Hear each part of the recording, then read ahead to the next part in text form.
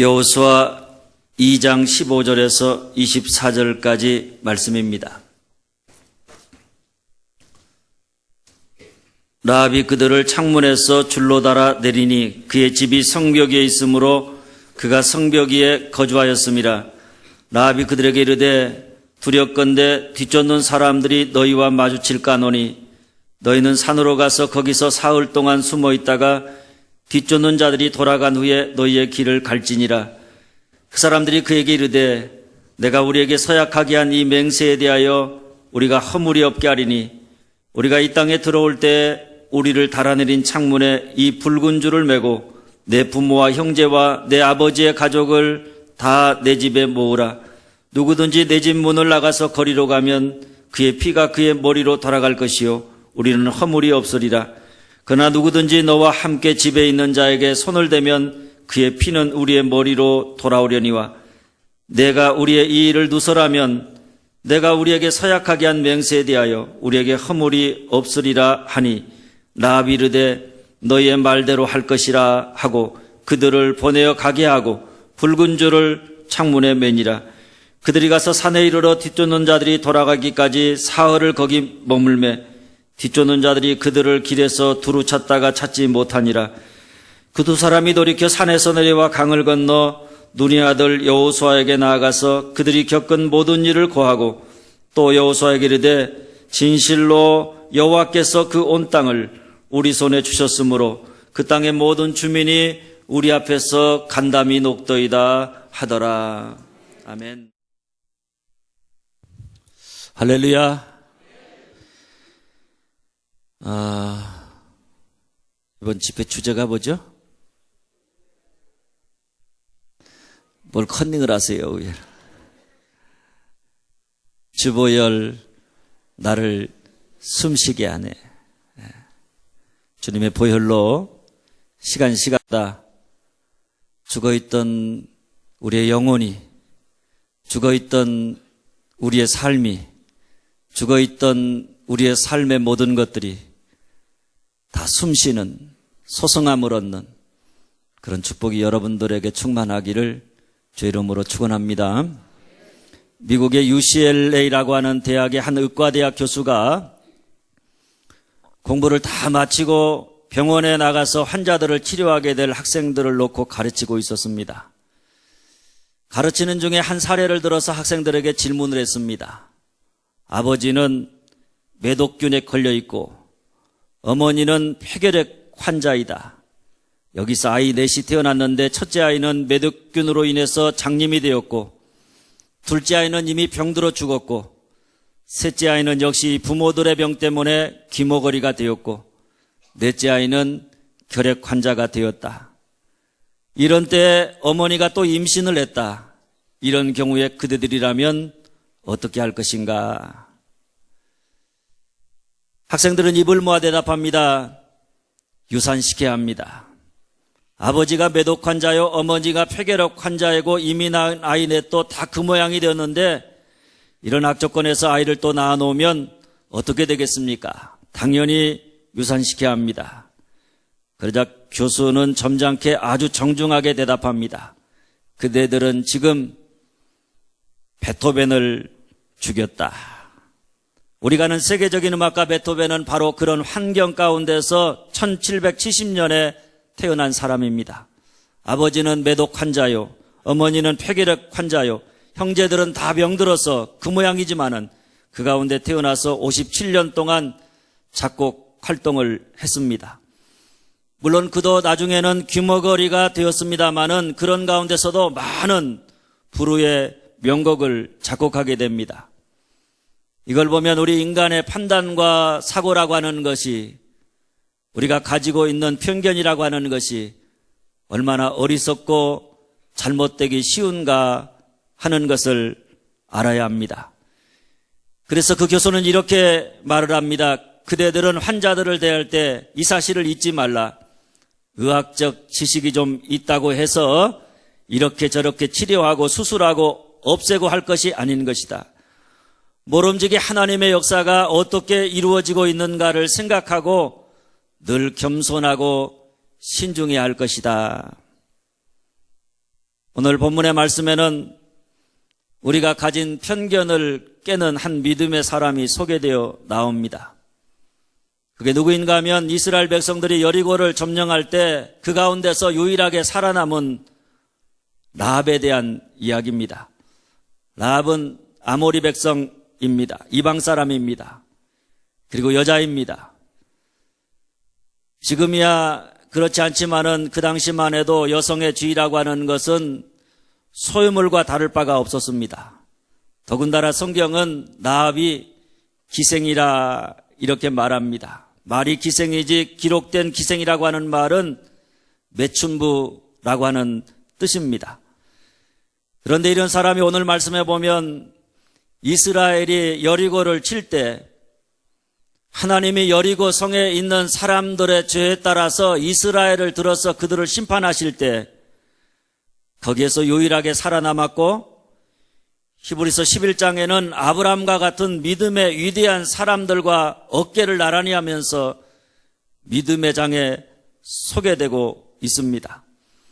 더군다나 마태복음 1장에 보면 예수님의 족보에 이 사람의 이름이 나옵니다. 라합이 보아스를 낳고, 그러니까 메시아이신 예수님의 조상 중에 누가 있는가 하면 이방인이요 여자요 매춘부인 라합이 예수님의 조상이 되었다, 이런 말씀입니다.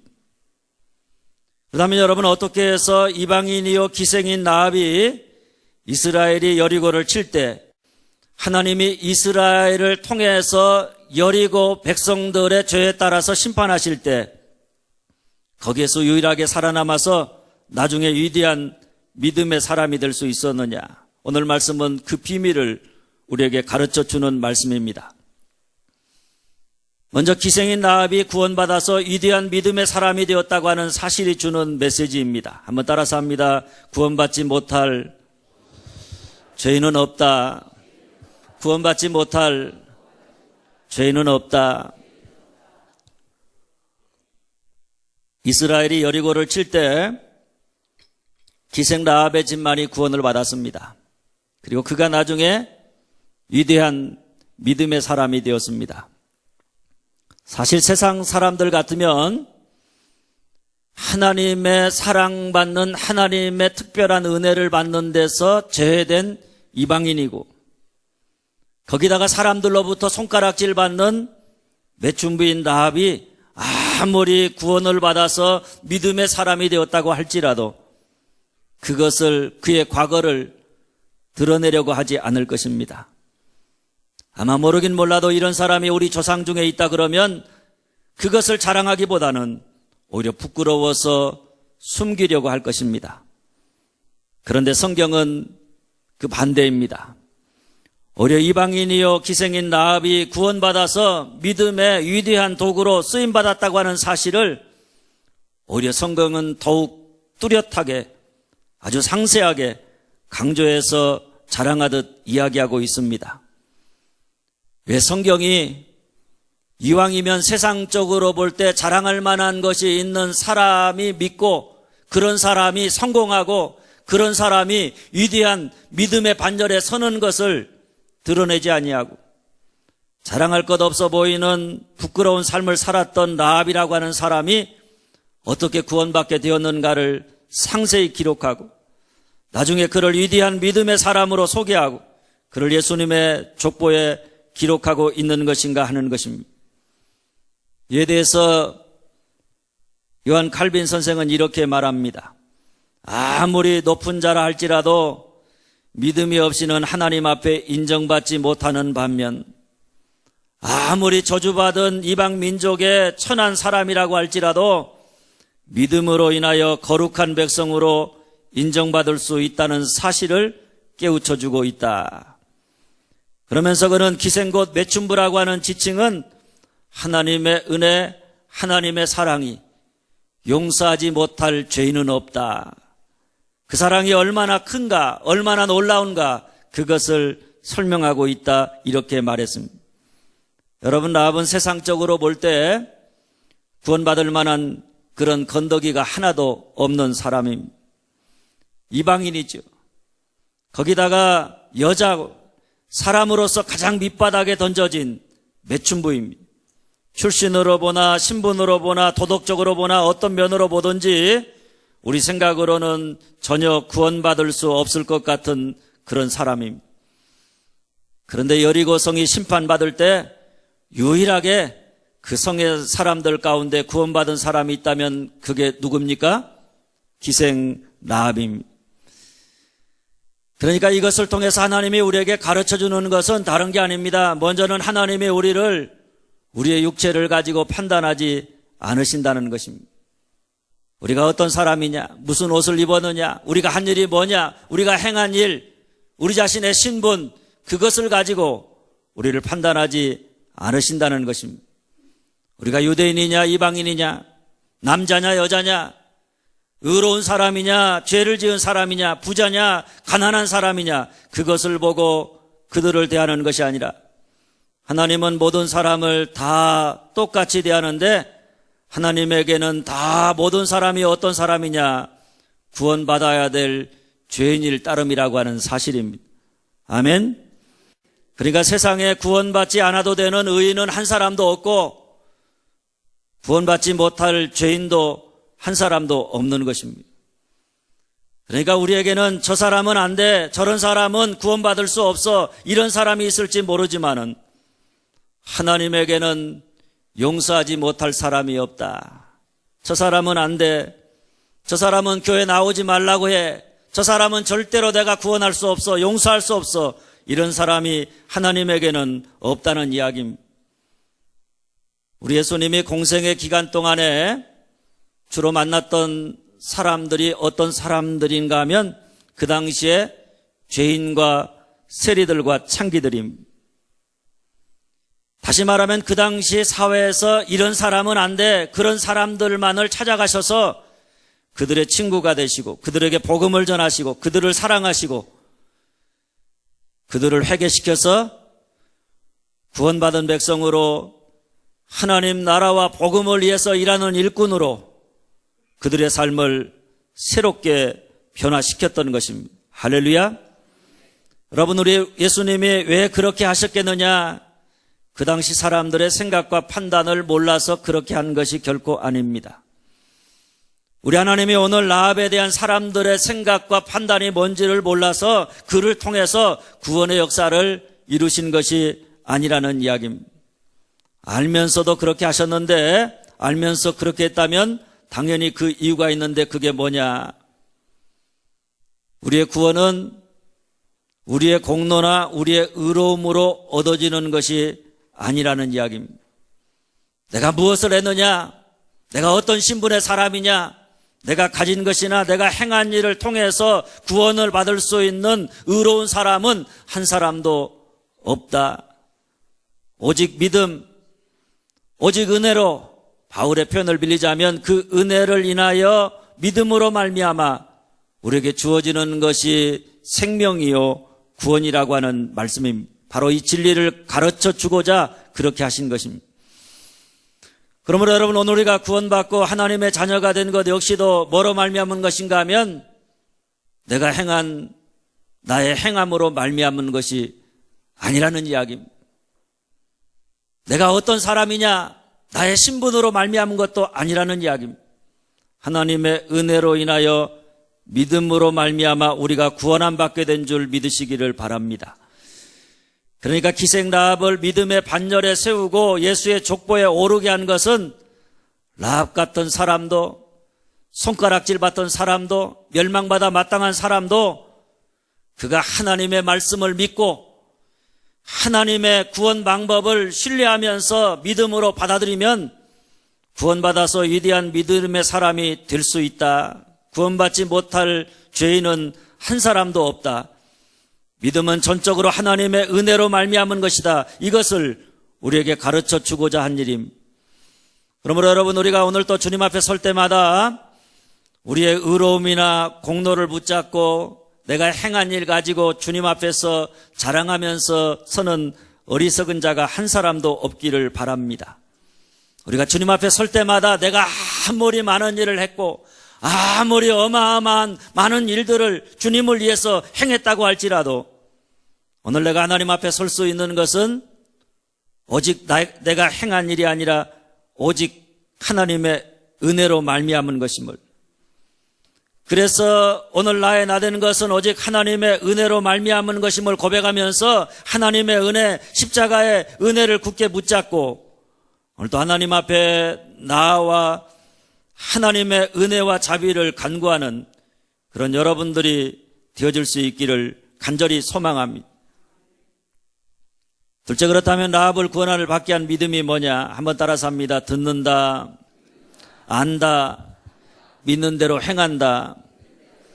듣는다, 안다, 믿는 대로 행한다. 여호수아 2장 9절 10절 말씀입니다. 우리가 너희를 심히 두려워하고 이 땅의 주민들이 다 너희 앞에서 간담이 농나니 이는 너희가 애굽에서 나올 때 여호와께서 너희 앞에서 홍해 물을 마르게 하신 일과 너희가 요단 저편에 있는 아모리 사람의 두 왕 시온과 옥에게 행한 일, 곧 그들을 전멸시킨 일을 우리가 들었습니다. 우리가 들었다는 이야기입니다. 라합은 하나님이 이스라엘 백성들과 함께 하시면서 이스라엘 백성들 가운데 행하신 일을, 하나님이 행하신 구원의 역사를 들었습니다. 출애굽의 역사를 들었고 홍해 앞에서 그 홍해를 마른 땅처럼 건너게 하시는 하나님의 구원의 역사를 들었습니다. 요단 저편에서 이스라엘이 승리한 사건들을 들었습니다. 라합만 들은 것이 아니라 우리 곳 여리고에 있는 모든 사람들이 다 같이 들었습니다. 그런데 많은 사람들은 듣고도 하나님께서 행하신 그 놀라운 일들을 그저 소문으로만 지나쳐 버렸습니다. 쉽게 말하면 자기와 상관없는 이야기로 들었다는 이야기입니다. 그러나 라합은 어떻게 했느냐? 하나님의 말씀을 들었습니다. 이 들었다라고 하는 말은 자기와 상관이 있는 말로 들었다. 자기를 향한 말씀으로 들었다. 그래서 그 말씀을 마음속에 깊이 담아두었다, 이런 말입니다. 우리가 교회 출석한다고 자동적으로 믿음이 생기거나 성장하는 것은 결코 아닙니다. 물론 교회의 예배 자리에 끊임없이 나오는 자가 되어야 말씀을 들을 수 있는 기회가 있고, 그래야 그 안에서 우리가 하나님의 성령의 역사로 말씀을 통해서 우리가 거듭나고 그 믿음이 성장할 수가 있는 것입니다.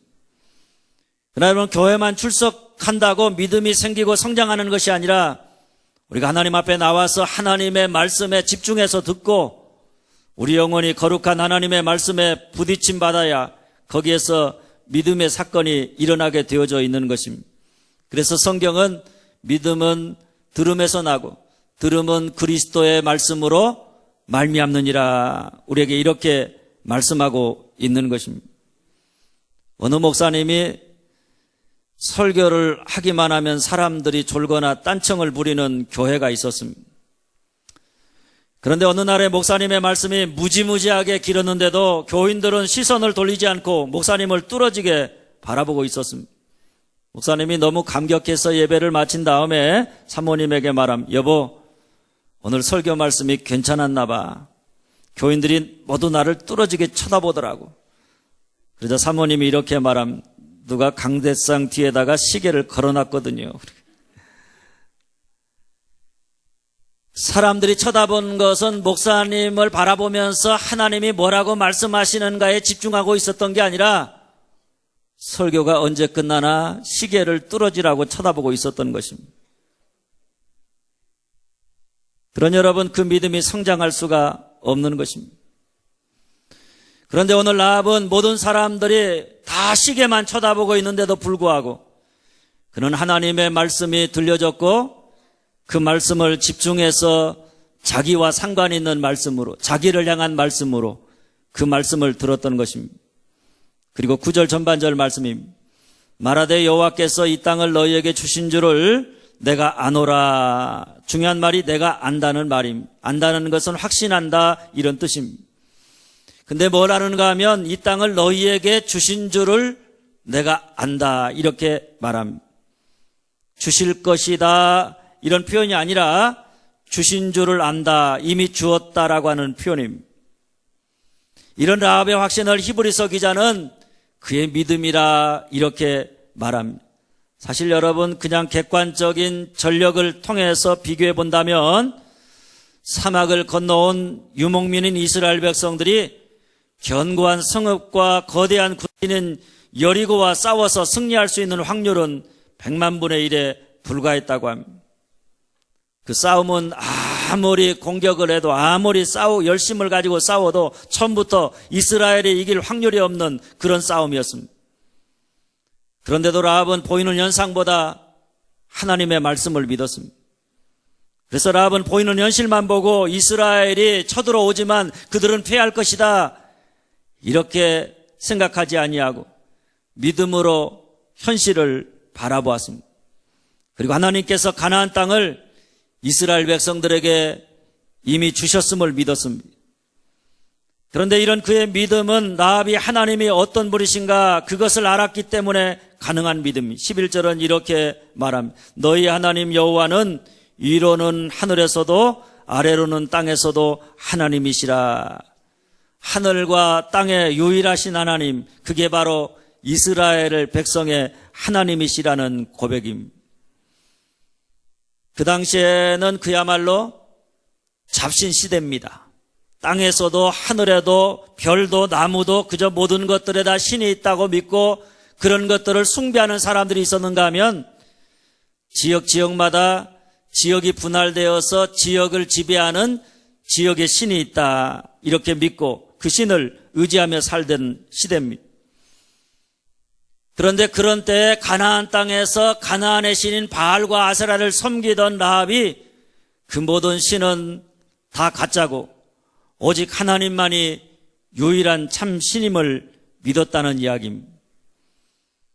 참 놀라운 믿음이 아닐 수가 없는 것입니다. 그래서 그는 하나님의 말씀은 그 말씀 그대로 이루어질 것임을 믿었습니다. 이스라엘 백성들에게 하나님이 가나안 땅을 주셨다면 그 땅은 이미 이스라엘 백성들의 땅이라고 하는 사실을 믿었습니다. 그래서 그가 어떻게 했는가 하면 히브리서 11장 31절은 이렇게 말합니다. 믿음으로 기생 라합은 정탐꾼을 평안히 영접하였으므로, 평안히 영접했다, 갈등이 없이 평안한 마음으로 정탐꾼을 영접했다는 이야기입니다. 사실 말이 쉽지 라합의 입장에 생각해 보면 정탐꾼을 평안하게 영접한다는 것이 결코 쉬운 일이 아닙니다. 그 당시 여리고성의 모든 사람들은 전부 다 여리고성이 멸망할 것이다, 이런 생각은 꿈에도 생각하지 못했습니다. 하나님이 유일한 참 하나님이라고 하는 사실도 믿지 않았습니다. 그런데 그런 가운데 유독 라합 혼자서 믿음을 가지고 하나님만이 하늘과 땅의 유일한 하나님이시고 그 하나님이 약속하시고 말씀하셨다면 그 말씀대로 이루실 것이다, 그 믿음을 가지고 믿음대로 행동하고 믿음을 지킨다고 하는 것은 사실 쉬운 일이 결코 아닙니다. 그런데 라합은 하나님을 하늘과 땅에서 유일한 하나님으로 고백하면서 그 말씀 그대로 이루어질 줄 믿고 이 땅을 너희에게 주신 줄 내가 안다, 이렇게 고백했던 것입니다. 할렐루야. 그리고 야고보서 2장 25절입니다. 또 이와 같이 기생 라합이 사자를 접대하여 다른 길로 나가게 할 때 행함으로 의롭다 하심을 받은 것이 아니냐.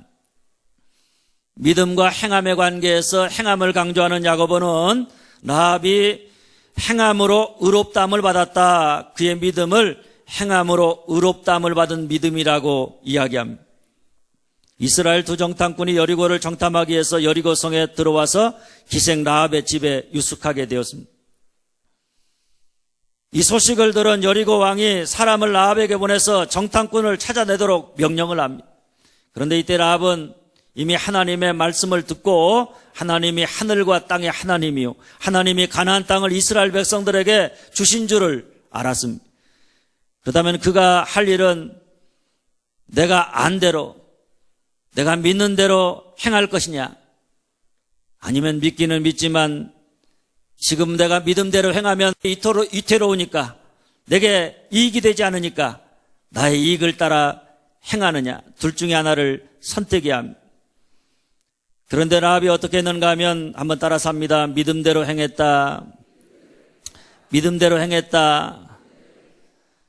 그가 아는 대로, 그가 믿는 대로 행동했습니다. 2명의 정탐꾼을 평안하게 영접해서 숨겨주었고, 그리고 그들이 무사히 성을 빠져나갈 수 있도록 도와줄 뿐만 아니라 나중에 이스라엘 백성들이 여리고 성을 점령했을 때 자기와 자기 가족을 구원해달라고 미리 약속을 받았습니다. 여러분이 모든 것은 믿음이 없이는 불가능한 행동입니다. 라합의 행동은 굉장히 모험적인 것입니다. 만일 들통나면 그 순간에 그와 그의 집안은 거기서 다 끝장나는 것입니다. 숨겨준 일이 발각되면 라합과 그 가족은 나중이고 뭐고 할 것도 없이 거기서 끝나는 것입니다. 그리고 사실 말이야 바른 말이지 그 당시로서 이스라엘 백성들이 쳐들어온다고 할지라도 여리고를 점령할 수 있는 확률은 거의 불가능했습니다. 그런데도 그가 그렇게 행한 것은 바로 믿음, 그의 믿음 때문이었다는 것입니다. 하나님의 말씀을 들었고 그 가운데서 하나님이 어떤 분인가를 알았고 그리고 하나님이 말씀하신 그 말씀 그대로 하나님이 행하실 것을 그가 확신하였기 때문에 그 믿음으로 정탐꾼들을 숨겨주고 편안하게 돌아갈 수 있도록 행동하는 믿음, 바로 이 믿음이 라합을 구원한 믿음인 줄 믿으시기를 바랍니다. 셋째, 그리고 이보다도 중요한 것이 따라서 합니다. 약속을 믿고 붉은 줄을 매달았다. 약속을 믿고 붉은 줄을 매달았다. 라합과 여호수아의 두 정탐꾼이 라합의 집에서 약속을 함. 12절 13절임. 너희도 내 아버지의 집을 선대하도록 여호와로 내게 맹세하고 내게 증표를 내라. 그리고 우리 목숨을 죽음에서 건져내라. 정탐꾼의 응답입니다. 14절 중반절입니다. 우리의 목숨으로 너희를 대신할 것이요 여호와께서 우리에게 이 땅을 주실 때에는 인자하고 진실하게 너를 대우하리라. 아직 이루어지지 않은 일임. 아직 이스라엘 백성이 가나안을 공격한 것이 아님. 그저 정탐꾼이 찾아온 것뿐입니다. 그런데 라합은 마치 그 모든 일이 이미 다 이루어져서 이스라엘 백성들이 여리고성을 쳐서 점령한 것처럼 행동하고 있는 것입니다. 그것이 현실로 이루어질 줄 믿고 그날에 대한 준비를 하고 있는 것입니다. 여러분, 이것은 라합이 여호와 하나님을 믿고 이스라엘 백성들에게 가나안을 주고자 하는 하나님의 계획을 보고 취하는 행동입니다. 그러니까 그가 얼마나 믿음 있는 사람인가 하는 것을 우리에게 보여주는 것입니다. 믿음은 보지 못하는 것을 보게 하는 능력입니다. 보이지 않지만은 보이지 않는 것을 보는 것이 믿음입니다. 아직 이루어지지 않았지만은 하나님이 하신 말씀, 그 말씀 안에서 하나님이 이루어 가실 일을 미리 보고 그날을 준비하는 자가 되어야 한다는 말씀입니다. 그래서 라합이 그날 이후로 자기 집 창문에 메어단 것이 뭔가 하면 붉은 줄을 창문에다가 메어 달았습니다. 아직 가나안 땅이 망하지 않았지만 그는 믿음의 눈으로 하나님이 하시는 일을 보고 있기 때문에 이스라엘 백성들이 쳐들어와서 가나안을 다 멸망시킬, 그들의 죄에 따라서 심판하실 그날을 바라보면서 그날을 미리 준비하고 있는 것입니다. 그날에 대한 분명한 약속의 소명을 붙들고자 한 것입니다. 그게 바로 붉은 줄입니다. 그는 붉은 줄을 바라보면서 심판의 날이 임할 때까지 아마 평안을 누렸고 그리고 마지막에는 심판에서 구원함을 받을 수 있었던 것입니다. 할렐루야. 사실 붉은 줄은 정탐꾼이 라합과 맺은 언약의 표징입니다. 이스라엘이 여리고를 칠 때 붉은 줄을 메어 다른 라합의 집은 살게 하겠다 서로 약속했습니다.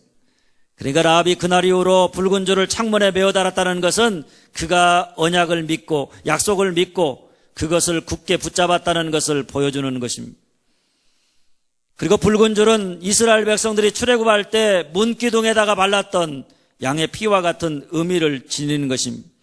죽음의 천사가 애굽에 내려왔을 때 문지방에 어린 양의 피가 있는 집은 그냥 넘어갔습니다. 그래서 살았습니다. 문지방에 피가 없는 집은 재앙이 내려서 그 안에 있는 장자 처음 난 것들이 다 죽었습니다. 마찬가지로 붉은 줄을 매달린 집을 보면 그 집은 멸망시키지 않겠다는 약속이었던 것입니다. 그래서 어떤 신학자는 이 붉은 줄을 예수 그리스도의 보혈의 피를 상징한다고 말하기도 합니다. 그러니까 라합이 자기 집 창문에다가 붉은 줄을 매달았다고 하는 것은 그가 하나님의 약속, 창문에다가 붉은 줄을 메어단다, 어린 양의 피를 바른다, 예수 그리스도의 십자가를 믿는다. 그러면 그가 이전에 어떤 사람이었느냐 그것과 상관없이 심판받을 때 그 붉은 줄, 그 피로 말미암아 멸망당하지 아니하고 구원받게 되는 줄 믿으시기를 바랍니다.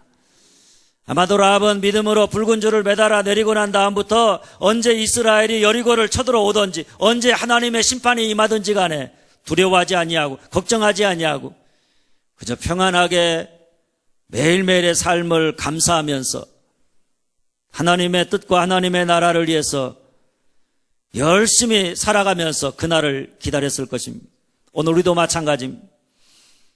우리가 예수 그리스도의 십자가의 대속의 은혜를 믿고 그 피를 의지하며 살아갈 때 붉은 줄 곧 예수의 피로 말미암아서 언제 주님 다시 오시든지 우리가 멸망당하지 아니하고 구원받게 되는 줄 믿으시기를 바랍니다. 그러니 우리가 더 이상 죽음을 두려워하거나 주의 오심을 두려워하지 아니하고 주님 언제 오시든지 초대교회 성도들처럼 아멘 주 예수여 어서 오시옵소서. 마라나타의 신앙으로 어떤 상황 속에서도 약속의 말씀 굳게 붙잡고 끝까지 믿음을 지키면서 우리가 달려가야 될 길을 끝까지 다름질하면서 선한 싸움을 싸워서 주의 나라 주의 뜻을 이 땅에 이루며 사는 자가 되어야 하는 줄 믿으시기를 바랍니다. 사랑하는 여러분, 라합은 이방인이요 여자요 기생이었지만은 그는 여리고성의 모든 사람들이 다 멸망당할 때 구원받았고 나중에 믿음의 조상의 반열에서 예수 그리스도의 족보에 오르는 믿음의 위대한 사람이 되었습니다. 이것이 우리에게 주는 메시지는 첫째 따라서 합니다. 구원받지 못할 죄인은 없다. 구원받지 못할 죄인은 없다. 우리가 이전에 어떤 사람이냐, 어떤 죄를 지었느냐, 얼마나 많은 부끄러운 짓을 했느냐 상관없이 우리가 라합같이 이방인이요 여자요 매춘부라고 할지라도 붉은 줄을 내리면 예수 그리스도의 십자가의 은혜를 굳게 붙잡으면 오직 은혜로 그리고 오직 믿음으로 우리가 구원한 받게 되어져 있는 줄 믿으시기를 바랍니다. 그 믿음이 뭐냐 따라서 합니다. 듣는다, 안다, 믿음대로 행한다. 듣는다, 안다, 믿음대로 행한다. 하나님의 말씀을 들었습니다. 나하고 연관 있는 말씀으로 들었습니다. 그리고 그 말씀을 하신 분이 하나님이시기 때문에 그 말씀 그대로 이루어질 것을 믿었습니다. 확신했습니다. 그래서 그 말씀 그대로 붙잡고 믿음대로 행했습니다. 그리고 셋째, 이보다 더 중요한 믿음입니다. 한번 따라서 합니다. 약속을 믿고 붉은 줄을 매달았다. 약속을 믿고 붉은 줄을 매달았다. 약속을 믿고 붉은 줄을 매단다. 예수 그리스도의 십자가의 보혈의 피를 믿는다. 그러면 바로 그 붉은 줄이 예수 그리스도의 보혈이 우리를 숨쉬게 하고 살게 하는 능력이 되는 줄 믿으시기를 바랍니다.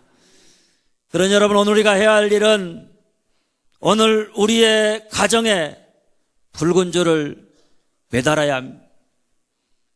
오늘 우리의 삶에 붉은 줄을 매달아야 합니다. 우리의 교회에 붉은 줄을 매달아야 합니다. 그래서 붉은 줄 곧 예수 그리스도의 십자가의 보혈이 날마다 우리의 삶을 숨쉬게 하고 생명 있게 하고 살게 하는, 그래서 우리가 살고 또 그 예수 그리스도의 십자가를 증거함으로 어두운 죄악의 세상을 숨쉬게 하고 살게 하는, 생명을 주는, 그래서 이 땅에 하나님의 나라를 이루어가는 그런 여러분들이 되어줄 수 있기를 주님의 이름으로 축원합니다.